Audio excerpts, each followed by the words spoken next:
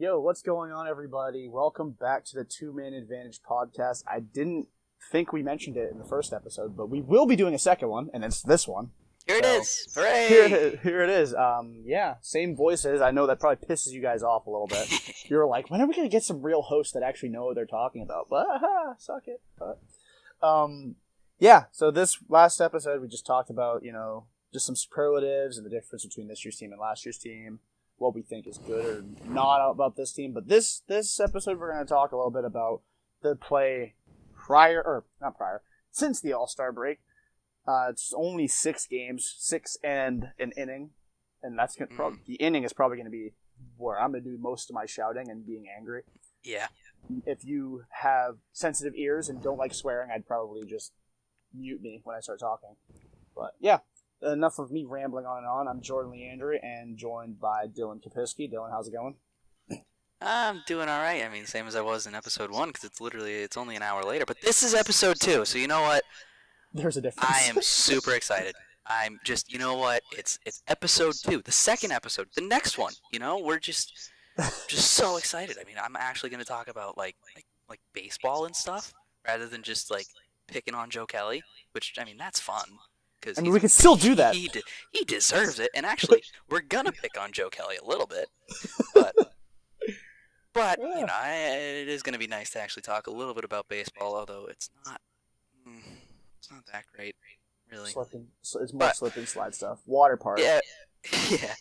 We're gonna talk a bit about because the first episode was all about everything that happened before the All-Star game, and so here we're gonna talk about the first 5 games plus an inning and a half at Game 6. So we'll kick it off.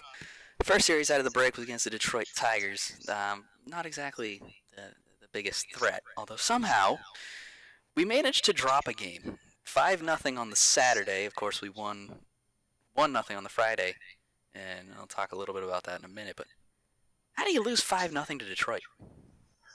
I think it's pretty easy. I mean, I don't want to say it's easy, but I mean, the game first off started by Brian Johnson. I mean, yeah. I know he's pitched well, but he's not. He's the type of guy that I feel like for some reason against good teams they're not going to hit him well. Like he's a guy that the team's on a 10-game winning streak. Let's throw Brian Johnson out there because he's a different look. He doesn't throw a high velocity. He doesn't really have any stuff doesn't have anything that just kind of wows you. He just throws strikes, he gets outs, and he sits down probably most likely after 5 innings because he's been in the bullpen all year. But against bad teams, they're just like, it's Brian Johnson. I mean, they're really throwing a AAA pitcher against us. Like, I mean, do they really think that low of us? And when you face teams that have nothing to lose, they tend to play better. So, I mean, I can see why dropping a game would happen, especially right out of the break. I mean, you had that long lull. They only won 1-0 the day before. Right. I mean, it happens. I'm not gonna lose too much sleep over losing a game 5-0 to Detroit if it means everyone stays healthy and you win in October. I really don't care. I mean, that game has no outcome really on the rest of the season. It's just kind of a wash away game. You're just like, it was the second game after that break, so it doesn't really mean much. Yeah, I mean, at this point, that series and then even the next one against Baltimore, which we'll get to, they're basically standings. That's the only thing that really matters in them.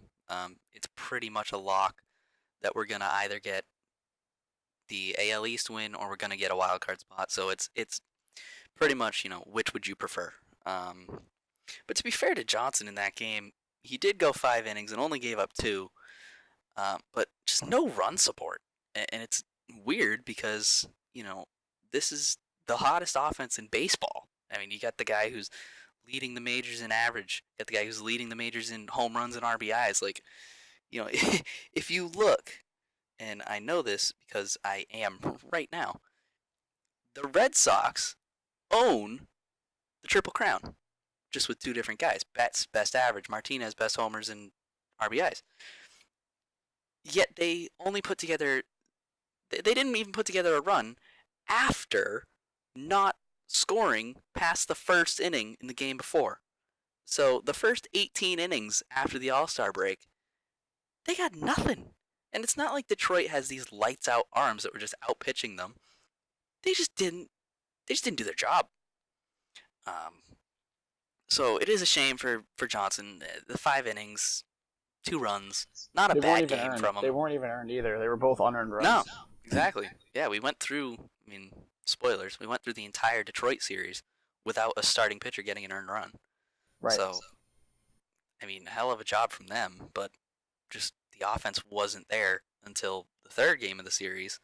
But circling back to the first game, just real quick, because this guy gets a lot of flack, and a lot of it is earned. I'm not trying to really defend him, but first game out of the break was David Price going 6 2/3, not giving up a run.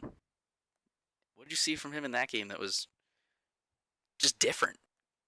Well, I think he definitely was a beneficiary from the All-Star break. I know when you pay a guy a lot of money, you're hoping he's at least partaking in the break, but I think he definitely benefited from it. I mean, obviously the Tigers don't have an explosive lineup like they had even 2 years ago when they had David Price on their team. But I feel like it's going to turn something around for him. He had a successful outing, and I know it's the Tigers, but I think a point that definitely shouldn't be overlooked is the fact that 4th inning could have been a disaster for him. Mm-hmm. Bases loaded, nobody out. I believe at the time it might have been 2-0 Red Sox. So it could have been 1-0 Red Sox. So yeah, it because could the have. whole game was 1-0. Oh yeah, my bad. I was thinking of a different game. God, pay attention. I'm sorry. It was 1-0 Red Sox. The base loaded, nobody out in the 4th inning. It could completely change the outcome of the game if he gives up a run. If he gives up 1 run, obviously the outcome would have had to change, or nobody would have won the game. We'd still be playing it. If he gives up 2, you have to start being desperate. He gets up 3. I mean, earlier in the year, David Price gets into those situations, and he winds up either having to minimize damage or needs somebody to save his ass or whatever it might be. But he didn't give up a run. He got out of the jam, wound up going 6 2/3, no runs. And I think it's going to help him. And we saw a little bit in the Baltimore start. Mind you, it didn't happen apparently. Mm-hmm. But yeah. I think I'm going to have fun talking about that. I think he benefited from it, and I think it's going to turn into a better second half for him. I really do. And I mean, his ERA isn't to the point where it can't be saved like it was in 2016.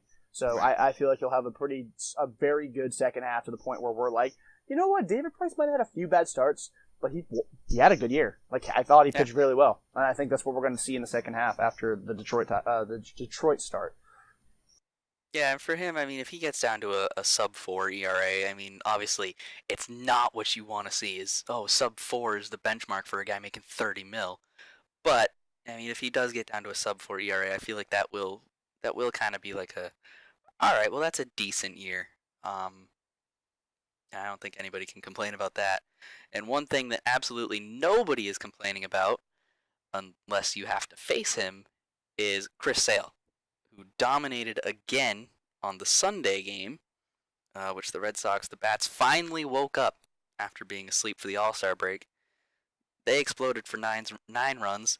Sale went 6 innings, 9 strikeouts, and the Red Sox brought home a 9-1 win. Anything? Yeah, I mean, there's really nothing more to it. I mean, Chris Sale was dominant, and the Bats were on fire. Surprise. Pretty self-explanatory. It's been a recipe for. I mean, I know Sale doesn't usually get run support, but the last 6 or 7 times out, he has. Yeah. But like, it's pretty much a par for the course the way this season's gone. Sale goes out there, pitches his butt off, dominates, completely shuts down the opposing team. It was his first start in about 6 where he didn't strike out at least 10. Yeah. But the Red Sox, such a bad pitcher. Nesson had to change up the random stat just to help him out. It was like, he's the first pitcher since Pedro to go 7 straight starts of 9 strikeouts, 6 innings, less than or 1 run or less, and 1 or less walks. I was like, excuse me, that's a random stat. Right. On the road.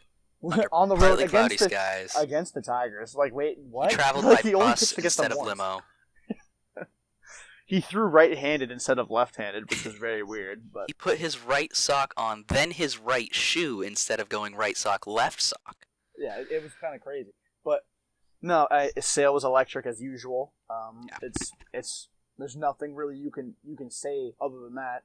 It's getting really redundant. Not to the point where I'm getting bored talking about how good he's been, because obviously I love watching him pitch. The Bats exploded. It was pretty much the all-around game that we got accustomed to seeing towards the end of the first half. Yeah, I mean, Jackie Bradley hit a 3-run shot. Benny had a 2-run triple. I mean, and then, of course, just Sale. Just Sale being Sale. Christopher Allen Sale. Great guy. What is he like? But yeah, you mentioned the run support with Sale, and it is a point of contention because his record is not reflective. I mean, it is, but it isn't reflective of it could be a lot how better. great it could he's be a lot been. better. And he's 11-4, but he could be like 16 or 17-1. Yeah. So how many times has he given up one or less runs and lost games this year? Or got a no decision? I can think of 2. Yeah, or no decision. I can think of 2, like right off the top of my head. Like it's just, but the fact that those 2 account for half of his losses just tell you just how good the guy's been. I mean, right. 21 starts, 11 wins, 197 strikeouts, and I mean he's starting tonight, so that's going to be over 200. Hopefully that ERA is just going to keep dropping. But let's hope it's over 200, because if not, then we might have a problem. If Chris Sale goes out and doesn't get 3 strikeouts tonight, it's because he died during warm-ups.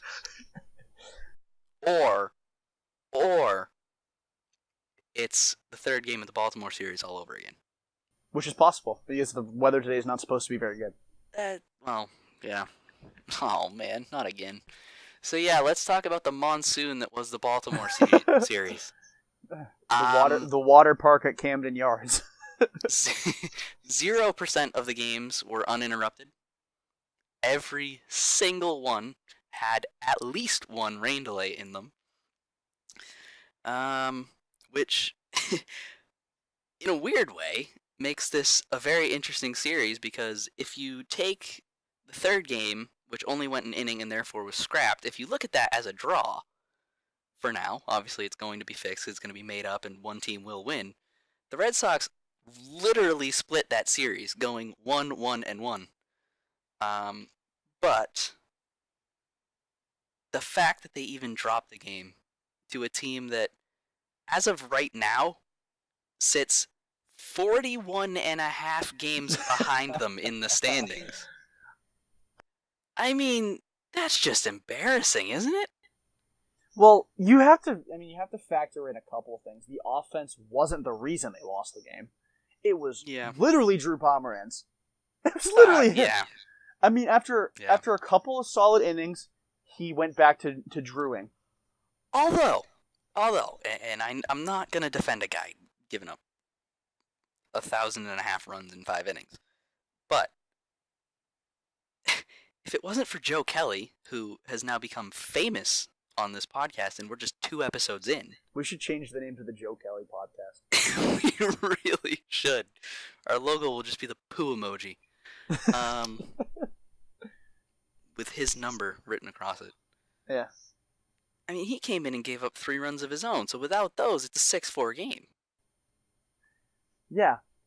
I mean, it rests on the shoulders of those 2 guys, but you expect your pitcher that won 17 games for you last year, had an ERA of 3.32, I believe. It was 3.3 something. Like it was 3.3 something, and it was because of a bad second to last start that it wasn't threatening being under 3.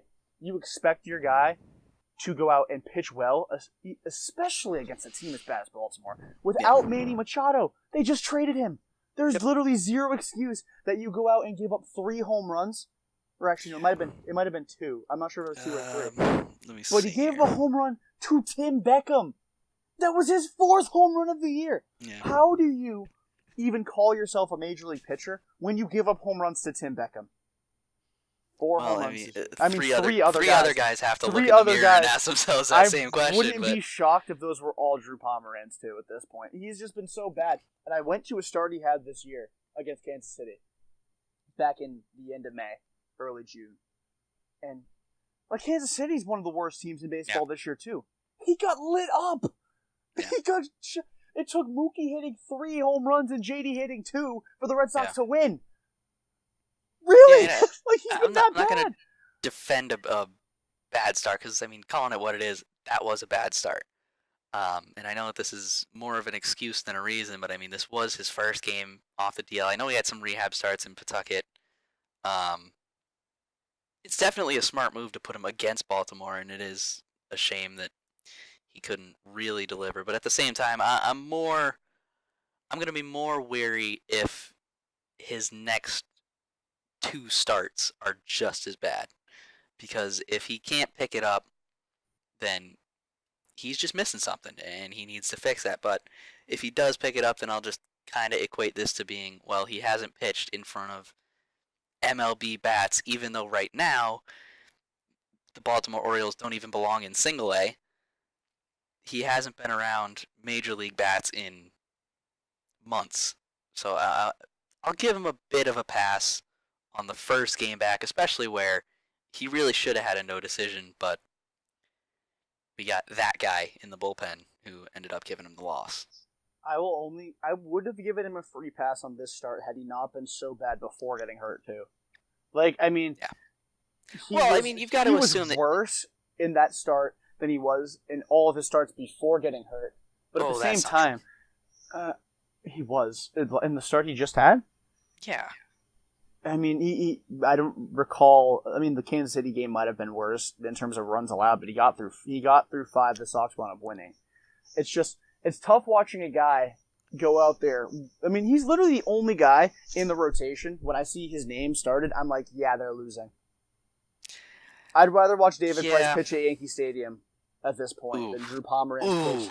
And then Drew Pomeranz even looking at the mound, let alone even going on there and throwing a pitch. I'd rather him I would rather take his eyes so he can't even look at the mound. I'd just knock them out of his head. He'd probably pitch better. He might be a righty. Yeah, fair enough. You know what? Have they tried that yet? That might be it. It might be it. Oh my god, it's just been terrible. Yeah, 7-6 in that game. The Red Sox had an early lead, jumped out 1-0.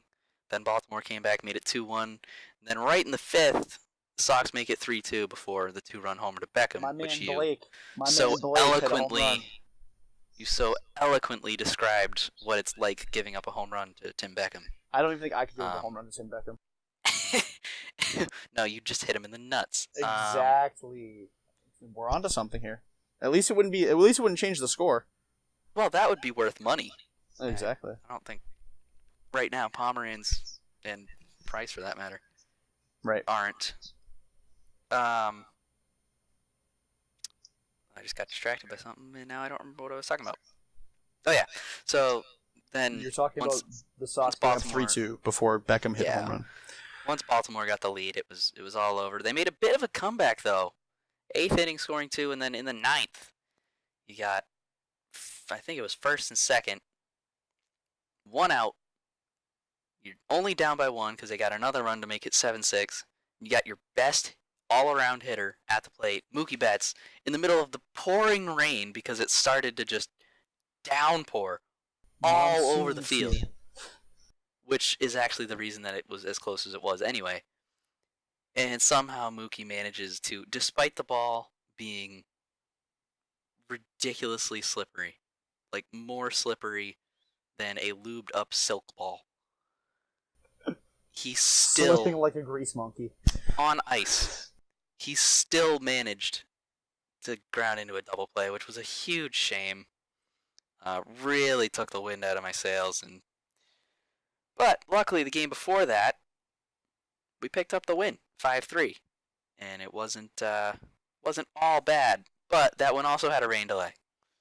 Why? Why does Mother Nature hate watching the best team in baseball try to obliterate? You know what? The reason that none of these games were 17-1 Red Sox is because of Mother Nature. You could definitely make that argument. And to your point about Mookie Betts throwing into the double play, like it wasn't even. You can't even get mad at him. He hit the ball on a freaking rope. And if they weren't in double play depth, like say there's just a guy on second base, that's a hit and that's tying the game. Yeah, but because Scope was literally the fact that Scope was playing right there was the reason it was a double play, and it was hit so hard he could bobble it, probably throw it into left field. They could go get it and then probably still turn 2 on it because of how hard it was hit. It was like 6,000 miles an hour. Don't bother checking the stats. That was definitely I tracked it myself. It's 100% accurate. Yeah, like I don't spread fake news on this podcast. I only educate. And it was 6,000 miles an hour. It was hit so hard, but it like you said, there was a rain delay in every single game. There was even a rain delay in a game that didn't happen. Which is what I'm most eager to talk about that game because I literally why I mean I'm also doing it because it was the last game. The last game in the stretch of games that we're going to talk about. So yeah, I'm going to save that one for last. But I'm also, I jumped around a little bit and just realized that I actually started with the second game of both series because those were the ones that we lost and we never lose. So we got to talk about that. Yeah, those are the most important. Those mean the world are ending when we lose against bad teams, even though the Yankees do it regularly. Yes. So just going back then, talking about the 5-3 win, the bullpen. Again, this was another game when the starting pitcher, Rick Porcello, didn't give up a run, yet it was still, by the end of it, was still a really close game. Almost too close. Yeah, it's just this time it's Workman's fault, and then Kimbrel gave up a run too. But luckily for him, he was working with a 3-run lead, so he could give it up. But this bullpen, they gotta change something. And I know that we actually talked about this off camera or off mic, but I think it was actually on that day. It might have been the day after that it was announced that the Red Sox got themselves a new arm. We'll talk a little bit about that before we jump into this game. Yeah, sure, because it also has to do with their bullpen in a sense. Because in order to bring him in, they optioned Brandon Workman down in AAA, which was shocking to me. I honestly thought they would have designated somebody Joe Kelly has another option, so I think they would have sent him down. Yeah, I mean Workman gave up the 2 runs. I mean he got. I mean it's going to be an advanced stat nerd term. He got BABIP, which is batting average on balls in play. He gave him a 2-run homer to Jonathan Scope. It's not like giving up a home run to Tim Beckham, which I will personally go to your house and slash your tires if you do that again. But I mean, Jonathan Scope's a power hit. I said again. I saved myself by saying again. I was gonna say I'm gonna have to call Drew real quick. Make sure his tires are up. No, Workman gave up a 2-run home run to Jonathan Scope. It happens. He's been very good all year. Yeah. Which is why it was shocking to me that he got sent down and not a guy like Joe Kelly, who I believe has one more option left. Even if not, I think he's worth waiving. Yeah, at this point, you're going to be adding to your bullpen at the deadline anyway, and you can't really rely on him to turn it around, especially when you already have to replace Hembry because he's god-awful. I'm completely dancing around the guy the Sox acquired. They actually acquired Nathan Eovaldi. I forgot I even asked that question. Yeah, Nate Eovaldi from the Tampa Bay Rays. He's 28 years old. He's had 2 Tommy John surgeries over the course of his life. He had one in high school, had one that made him miss 2017, but he's come back and absolutely shoved. The numbers are deceiving. His ERA is over 4.2. It's like 4.26. But he's been electric all year. I'm not even kidding when I say this guy goes out there, and he's one of those guys that when he goes out there, I feel like he's going to throw a no-hitter. I mean, he's gone through 6 innings 3 times with a no-hitter. Yeah. And he's only for some reason, it seems like the Red Sox don't want their starters to go past 6 innings. So, I mean, he's a perfect fit here. Right, exactly. So he'll just leave with 6 innings and a no going. And then the bullpen will blow the game. Yep. But he was sent to Boston for Jalen Beeks, who I'm so happy that Jalen Beeks is gone. I was so excited watching him pitch this spring. I thought he was going to be good, and he was not. His two appearances with the Red Sox, he allowed 10 earned runs in 6 innings, an ERA of over 12. So he's now Tampa's problem. Watch him become an ace. Right. But Nate Eovaldi, I mean, he helps the team this year. He's on a 1-year deal, 10 starts, 4.26 ERA. No hitter through 6 3 times. He's got a 98-mile-an-hour fastball. He's got a dirty cutter, a dirty slider, a good changeup, good splitter. He's got basically 5 pitches that can work to his benefit, and he's pitched in the AL East for 2 other teams, so he knows the division. I'm really excited about this pickup, and when everyone's healthy, he could slip into the bullpen. I don't see him doing that. I feel like he'll be too good to the point where we'll just be like, we already have 3 stars in the bullpen. We don't need to put Eovaldi out there, too. He's a guy that I could legitimately see going and starting a game 3 or 4 in a division series or championship series. The Red Sox get that far. Yeah. He's got that good stuff. He's probably the best pitcher the Red Sox have acquired in a few years. Not counting during the season, because obviously Chris Sale is the best pitcher they've acquired in the last 5, 10, 15 years since they acquired Pedro and Schilling and those guys. Right. But in season, of all these, probably the best pitcher they've acquired in a while. And I'm really looking forward to seeing what he can bring. He's starting Sunday against Minnesota, the last game of that series, so I'm excited. I'm really looking forward to it. Yeah, I'm interested to see what happens with him. And to your point, I think he's not going to be the guy that you shift down to the bullpen. I think, especially if he keeps pitching the way it is, I think it's going to be Pomeranz, which is probably going to be his tires are gone. it's probably going to be the best thing for him.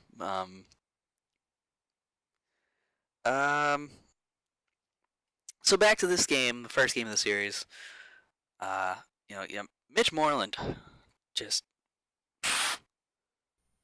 hits a home run, and it just crushes one to center, and that opens the scoring. Just a solo shot, no one on base. Other big plays. Jackie Bradley walked in a run in the 5th inning, which, actually, come to think of it, I think that's how he got the run in the Tuesday game as well, in the 9th inning. And then Benintendi crushed one out to left field, ground rule double. If this didn't go over the wall, it's a 3-run double, and might even be a 3-run triple. He hit it that hard. But unfortunately, only 2 of the runs could come in. But thank God he had, just the best person to hit behind, J.D. Martinez. He would single and get Bradley home. Benny would stop at third, and then that would be it for scoring until we talked about the bullpen coming in and giving up 3. And yeah, so the Red Sox pick up a win in that game. And we've already talked about Game 2. And before we get to Game 3, before we get to an inning and a half of baseball, I just want to talk about this as well, because we are going to be a hockey podcast as well come fall and winter. And some big news broke. I'm not sure if it was Wednesday night or Tuesday night, but Jarome Iginla, after a very decorated career, has decided to finally hang up the skates. And we were fortunate enough, I think it was back 2013, 2014, one of those, that we got to see him here in Boston. And he scored 30 for us. And that guy, for the longest time, was the picture of loyalty. Played for the Calgary Flames pretty much his entire career, despite them being at best for most of it. And only really became a journeyman towards the end, where he went to Pittsburgh first, then came here, and then settled in Colorado for a couple of years. So a well-earned retirement for Iginla, and hopefully a Hall of Fame induction in his future. Yeah, you hit the nail pretty much on the head. He had over 600 goals. I believe it was 625. He had over 640 assists in his career. So he definitely a guy worthy of a Hall of Fame induction. He was one of the best. He fit right in Boston when he came here for that 1 year. Had the 30 goals. Yeah. Played fairly well in the postseason too. It's something that a lot of guys that score 30 here tend to not do nowadays. Is they seem to disappear in the postseason. But Iginla didn't. It was as if he was probably one of the better players on the roster. I know he was already, but in the postseason it was magnified because obviously big stage. He was scoring goals. He was playing well on both sides. But he's complete player, definitely worthy of a Hall of Fame induction. And it's sad to see him go because he's a very talented player, and I feel like he probably had a little bit more in the tank. I don't know. Did he ever win a ring? I don't think he did. Because if he didn't, you would have loved to see him at least go out with one of those. Because he definitely wasn't doing it in Colorado. And I remember there was talks about him working out with Providence last year, and the Bruins were considering adding him to the roster. But it's sad to see him go. He definitely was a talented player. Probably had maybe 1 or 2 more years left in the tank. But ultimately, the body controls what you decide on doing, and we saw it in baseball. David Ortiz, obviously had more in the tank, but his body was just done. And it kind of is a shame, but that's sports for you. Yeah, Iginla, he did win the Cup as a member of the 2003-2004 Calgary Flames. So at least he does have one ring. That is definitely definitely also that definitely helps. All-star appearances. That does help his Hall of Fame resume as well. Not that he needed to win a ring to get in anyway, but it definitely helps. Right. So congratulations to him for finally being able to call it a career, and what a career it was. Now, let's get to the fun part. Should I just let you take the reins here and I just sit back and listen? Sure. So, all right. The pseudo Game 3 of the Baltimore series, because it doesn't exist anymore, which is absolutely which is an atrocity. Red Sox get off to a quick 2-0 lead. Betts flies out to start the game. Benintendi crushes a solo home run. I mean, it just snuck out, but it's only because it wasn't that high in the air. It just snuck out. JD, like 3 pitches later, absolutely obliterates a ball. I don't think there's guts inside of it anymore. He hit it so hard. So Sox get up 2-0. David Price goes out. I mean, okay, before I even go into David Price, let me just add that Bogarts just missed a home run the next batter, and then the next guy hit a rocket that wound up being an out anyway. So that's 5 batters, 5 loud swings, 3 outs, 2 home runs. David Price goes out there, strikes out 2 as a 1-2-3 first inning. Second inning starts, loud base hit, walk, and then all of a sudden, here comes Mookie Betts. Just flew out, 3-run shot. It was hit so high that he brought the rain down with it. It like I said earlier, the water park at Camden Yards, that's basically what it turned into when the ball came down. That was absolutely... It was just... And then they had the rain delay for 2 hours and 33 minutes. And mind you, I'm sitting in my living room for most of it watching NESN because I'm waiting for the rain to stop because I'm a nerd and I wanted to watch them continue this high octane of offense and just completely pound Baltimore into oblivion as if they needed to be pounded anymore. But the 2 hour and 33 minute rain delay, they call it 15 minutes after they call the game. Stops raining. Yep. Didn't rain again for the rest of the night. Yep. Sox get. I mean, and the thing that sucks the most, not even the fact that they called the game and they waited 2.5 hours to do so. During the rain delay, they were saying they were going to wait all night if they had to, and they just didn't do it. Obviously not. But the 5-0 lead, gone. Yep. The 3 home runs, the scoreless inning, it's all gone. It's all gone. I mean, granted, they're just meaningless. I mean, the inning for Price, it helps him just lower some numbers, but it doesn't have much of an effect on David Price as it does on Betts, Benintendi, JD, because they all hit home runs. I mean, it's a shame. If JD ends up losing the home run title by 1 run or by 1 homer, I'm gonna go bat very upset. I'm gonna probably say some questionable things on social media that might get me blocked by a lot of people and probably suspended. It's just sickening, and I think that's something that's definitely cause for a rule change because they knew it was gonna start raining. Yeah. They knew it. They started the game anyway. They should just started in a delay, so that way if they call Detroit. Yeah, if they call the game, then you're just like, okay.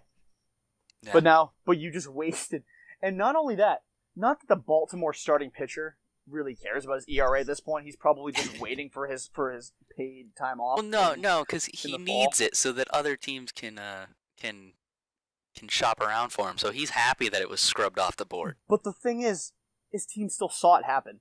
Even if it doesn't count, he gave up 5 runs in an inning and a third, or it might have just been an inning plus.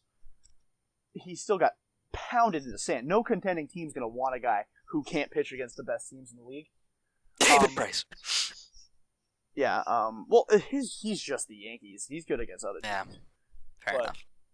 It just sucks watching, getting all excited, just being like, yeah, Benintendi hit a home run, and before you can even, stop being excited about Benintendi, you're like, JD, one team too, let's go! Next inning, you're like, it's Mookie! And then all of a sudden, you're just like, okay, there's the rain. Mother Nature sucks. Yep. And then the MLB is just like, you thought you had a 5-0 lead. You wanted to see some baseball tonight? No, you're just going to watch the radar instead. And then once it clears up, then we're going to call it. Yeah, I mean, if they waited 15 more minutes, they probably could have played the game. Granted, it would have ended around 2 in the morning. But if you're going to wait that long, that's the risk that you're taking anyway. Right. If they were going to call it, they should have called it within the first maybe 2 hours. Exactly. They called it at 10:25. At 10:28, 10:29, wasn't raining anymore. Yeah. And it wasn't supposed to rain again the rest of the night. I mean, granted, it would have taken some time to clean the field up, and it would have been very bad conditions anyway, but you would have got the game in. If time was an issue to them, they would have called it right away. Right. knowing or they wouldn't have that it was going to started stick around. I mean, they have radar. I was listening to, I don't know if it was the post game show or if it was on EEI yesterday, or Thursday, but yesterday was Thursday. But I was listening to somebody, and they were saying it's like, everybody in those locker rooms has smartphones. Everybody in the league office has smartphones and computers and all this stuff. All the radars were saying the same thing. Why did it take them so long to call it? Why? There's no excuse for that. You knew it was going to keep raining. There was very little chance of it clearing up. And then when you did call it, there was a huge chance of it clearing up. So why? It did clear up. It wasn't even a why? huge chance. It was an 100% chance because it did. Well, yeah, but I'm just saying, like, at that time, like, there was I still a chance when they called it that it was going to clear up. And, of course, it did. So it's like, why? It's just baffling. Like, why would you let it sit for that long when you know almost exactly what's going to happen? Right. And like you said, everyone has smartphones. They all know the radar. They know that it was going to rain. They knew it. It wasn't like, it's like a 30% chance of rain. It probably won't even rain. It wasn't like it was the fourth inning and it was just like, we didn't get that last inning and that's unfortunate. It was like, there wasn't even an out in the top of the second yet. Yeah. Like, that's what bothers me the most. It's not like they were like, we can try and milk this and maybe play an extra inning and try and make this official. They didn't. They could have. Hell, they could have probably played the first 5 innings and then just been like, it's 18-0 Red Sox. They probably not going to come back. Because at that rate, they were pounding them. If I were the Orioles, I would just forfeited the game. But, like, you know what? Seriously. That's probably not going to happen. We are gunning for that number 1 pick. Let's just forfeit. Let's just do it. Yeah, and we'll give you're those guys 40 games out. What's the point in even trying? Right. At this point, you're praying for the number 1 pick. Yeah. And you're probably going to get it. So wouldn't you just be like, you know what? They should get the first 2 with how bad they've been this year. Yeah. They should get the entire first round with how bad they've been this year. And the fact that they didn't even get much for Machado and Britton. Like, whoever wins the World Series this year, Baltimore should just get their farm system. If they get the Red Sox farm system, I literally think the Sox farm system would get better. Because they have nothing. They got nothing. Fair enough. You take away nothing. Well, to be fair, the core of this team is ridiculously young and talented, so they don't really need a strong farm system now. Like, I don't care. I really don't. Like, I'll take proven over prospect any day. And what I think Dave Dombrowski gets a bad rap for is, like, people are like, oh, the Red Sox had the number 2 farm system in baseball, and now they're 26th since Dombrowski took over. Okay, like, how do you even rank that? And I'm like, excuse me, so Dombrowski traded Manuel Margot, who was blocked in the organization by Betts, Benintendi, and Bradley. Oh, and guess who it got you? It got you Craig Kimbrell. I'm pretty okay with that deal. I'll take that one. Oh, we traded Michael Kopech and Yoan Moncada to Chicago. Okay, Moncada blocked by Pedroia. I mean, granted, he probably would be the everyday second baseman this year, so that sucks. Kopech still can't consistently throw strikes at the minor league level. He's probably going to pan out as a solid reliever. He to me, looks like another Joe Kelly. Yeah. Other but than then the you gotta fact, look at who we got in return for that. Oh my goodness. Oh, who was it again? Oh, perhaps you heard him, Chris Sale. I mean, I hear he. I mean, he's got upside. I think I've heard got that upside. name. He's got upside. I've heard. There's a chance. I don't think he's really proven himself yet, but I think he's getting there. Right. I mean, like, it's not like he started the last 3 All-Star games for the American League or anything. I mean, because nobody does that. That would mean Dave Dombrowski won a trade, and the other guy that gave up, I don't even remember his name. In a sale trade, it's like Basabi, and I'm like, okay, some Japanese seaweed. He exists. His mom knows he's there. It's fine. They traded some Japanese seaweed to Chicago for Chris Sale. Congratulations. And the Thornburg deal kind of blows, but the only prospect... I mean, it only sucks because they gave up Travis Shaw, but I mean, they kept Devers. Devers has pretty much been what Travis Shaw's been for the Brewers. The Brewers didn't even make the playoffs last year, so Travis Shaw's 30 home run season is a complete wash. Right. And Devers was good enough when he got called up to the point where he kind of hide that. Yeah. But Marcio Dubon, blocked by Bogarts, it got you one of the best National League relievers. Granted, he hasn't been a solid addition so far. He hasn't given up. He didn't give up a run in his last outing. His ERA is not good right now, but I think he'll be an effective reliever. Tyler Thornburg, he's good. And there's one more deal that I'm thinking of. Oh, the Pomeranz deal sucks for both ends. I mean, the thing that sucks for the Red Sox is they gave up their top pitching prospect for him. but that was it. He's 19, Tommy John surgery. He couldn't get outs in the minor leagues, and he's still in high A ball. So you won't even know if the Sox lost that deal until like 6 or 7 years from now. And by then, Pomeranz will probably be in a rocking chair. So you can't even say he lost that deal. So the Sox depleted their farm system, but look at the guys they kept. They kept Betts. They kept Bradley. They kept Benintendi. They kept Bogarts. They kept Devers. They kept Swihart. I still like Swihart. I'm gonna throw him in there just because I like Swihart. He's fine. Just because I like Swihart, I'm gonna keep him in there. They kept Barnes. They kept Erod. All these guys that people were like, I would rather you trade them than Moncada, than Kopech, than Espinoza. Look how good they've been for this team. Swihart, now that he's getting a look, is starting to perform at a high level. Bradley's one of the best center fielders in baseball. Betts is one of the best players in baseball. Benintendi, a fringe all-star this year. Matt Barnes has been your second best reliever this year. Yeah. Like, what are you griping about? Erod was probably your number 2 starter before he got hurt. That's how consistent and how well he had pitched. Yeah, seriously. I was going to say, no, it'd probably be Porcello, but no, his numbers were better. Right. The only knock on Erod was he didn't go deep in games. There's 7 guys that people say you'd rather trade than Moncada, Kopech, Espinoza, and the best player of all those guys is Moncada, and he's panned out to league average, and it got you Chris Sale, who's the Cy Young front-runner right now. You can't get mad at him for that. Yeah, just realized how far we've gotten away from Mother Nature destroying Game 3, but oh well. To that point, although now I forget entirely what I was going to say. Probably because I talked for 45 consecutive minutes. Yeah, we interrupt this program to bring you a Pop-Tarts commercial. We are not sponsored by Pop-Tart. Or anybody. But if you'd like to sponsor us, we really would appreciate it. That would be great. God, now I really don't remember what I was going to say, and it's really bothering me. Do you even have a general idea of what it was about? It had something to do with prospects. I don't know. But, I'll just, because I can't remember, I'll just go into something else. Like, this team is... I hate when people say you've always got to be looking to the future when you're building a team. It's, we're seeing it with the Bruins. We've seen it with, not really the Patriots, because Tom Brady's just Tom Brady, and as long as he's there, nobody's going to care about the future. But, we're seeing it here, too, with, why'd you trade away your farm system? Look at the team that you have right now. If you can keep 80% of these guys long term, you don't need a farm system until 5-6 years down the road. So that's 5 to 6 years, and then you start trading guys away right at the end of their prime when you can still sell them for a high price, and you, over the course of 3-4 years, completely win the trade because those prospects are going to bloom into full-on stars, whereas your full-on star is going to go back to being prospect level. So I do think that having a future is important, but if you have a young core, that is your future. You don't need a farm system. What I think gets lost is people always look to the future, but they forget that the Red Sox have one of the highest payrolls in the league. So if you can consistently win now, if you can win now every single year, and you know which guys in the farm are worth keeping, you're fine.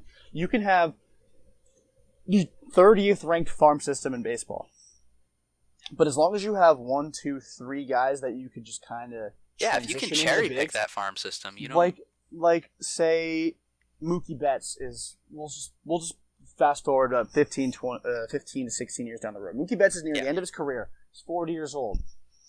You got a guy coming up, 19 or 20. He's tearing up the minors, but he's literally your only good prospect in the organization. Right. Or, I won't say only, because let's just say you have an extra pitching prospect, an extra maybe an infielder and a catcher. You're set. As long as you have one guy that can kind of transition into the big league level as Betts goes away, Sale goes away, Vasquez goes away, Bogarts goes away, you're fine. If you can win now every single year, especially with the payroll the Sox have, you're fine. You don't need a great farm system to be competitive. The only thing that it sucks with is teams are overhyping prospects to the point where you will not get a superstar talent in a trade unless you're trading prospects. Yeah. So that was our recap of the Baltimore series, talking about the farm system. Yes, sir. Because, quite frankly, that's more entertaining than what actually happened in Game 3. So. Well, because Game 3 didn't happen. Yeah. Remember, that didn't count. We might have seen it, but we definitely didn't see it. It was like a movie trailer. Yeah, except the Baltimore, movie got Boston, scrapped. Game 3, coming soon, movie August got 11th. And it never saw its release. Well, it is going to be released on August 11th as part of a day-night doubleheader. So, I mean, it is a movie trailer. It just was a but none of the original scenes are going to be in it. That's a good point. Well, actually, you never know. Nothing you saw in the trailer is going to be in the game. What if it happens exactly the same freaking way? Like even that pop fly down the right field line. I don't think David Price is going to have a scoreless inning. Even that pop up down the first baseline that Steve Pearce thought Mookie Betts called him off on, but it was just a fan, and then the next pitch was a strikeout. What if that doesn't happen? This happens exactly. It's gonna happen. So yeah. So I know we're joking about it, but that actually was. That has been our recap of both the Detroit and Baltimore series, as well as a little peek on whether it's better to look at the future or the present right now if you're a Red Sox fan. Thank you guys for joining us again for episode 2, our favorite episode so far, because we plugged it so much in the first one that it pretty much had to be good, and I am not sure if we delivered because we don't get instant feedback. And we'll probably get no feedback because who would listen to a couple of recently high school graduates? Who wants to listen to us? Right, but if you do, we support it. And if you do enjoy what we are doing, we would really appreciate it if you would visit patreon.com/2manadv. It's TWO for 2, because URLs apparently aren't allowed to have numbers. So it is TWOMANADV, and that's at patreon.com. There you can, if you would like, we're definitely not saying it's a requirement, that's just greedy. You can donate to us. It's completely safe. I donate and pledge to a few people on Patreon. It's totally safe. It's not really totally free because you do have to donate money, but it's not money that goes to Patreon. It goes to us, so you can support us and help us make this show as good as it can be. So that's patreon.com/2manadv. I've been Dylan. That's been Jordan. What's up? And we've been talking baseball. We'll catch you next time. Peace out.